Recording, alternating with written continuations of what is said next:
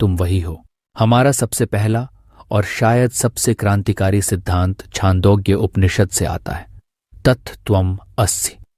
इसका सीधा सा मतलब है तुम वही हो।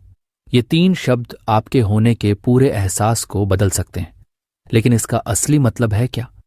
उपनिषद कहते हैं कि इस ब्रह्मांड की जो असली शक्ति है, जिसे ब्रह्म कहा गया है, वो परम चेतना, वो ऊर्जा जो सितारों को चलाती है, ग्रहों को घुमाती है और जिंदगी बनाती है, तुम उससे अलग नहीं हो। तुम उसी का एक हिस्सा हो, उसी का एक रूप हो। इसे ऐसे समझिए, समंदर की एक लहर को देखिए। क्या वो लहर समंदर से अलग है?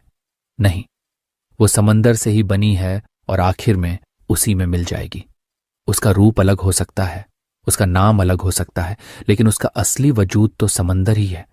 बिल्कुल इसी तरह हम सब उस ब्रह्मांड की चेतना के सागर की लहरें हैं।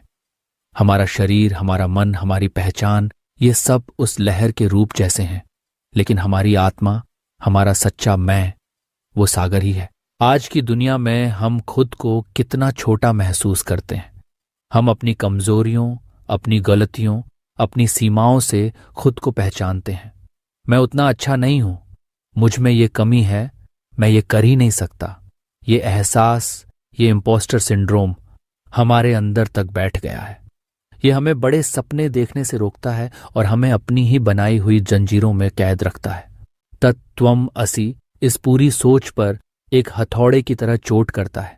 यह आपको याद दिलाता है कि आप सिर्फ ये शरीर या ये मन नहीं हैं, आप अनंत संभावनाओं का खजाना है।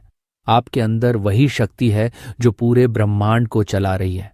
जब आप इस सच को गहराई से महसूस करने लगते हैं तो शक और हीनता की भावना पिघलने लगती है। इसकी एक बहुत सुंदर कहानी है। एक शेर का बच्चा पैदा होते ही अपनी मां से बिछड़ गया और भेड़ों के झुंड में पलने लगा। वो भेड़ों की तरह मैं करने लगा, घास खाने लगा और उन्हीं की तरह डरपोक बन गया। वो खुद को भेड़ ही समझता था। एक दिन एक बूढ़े शेर ने उसे देखा। वो हैरान हुआ कि एक शेर भेड़ों की तरह क्यों जी रहा है।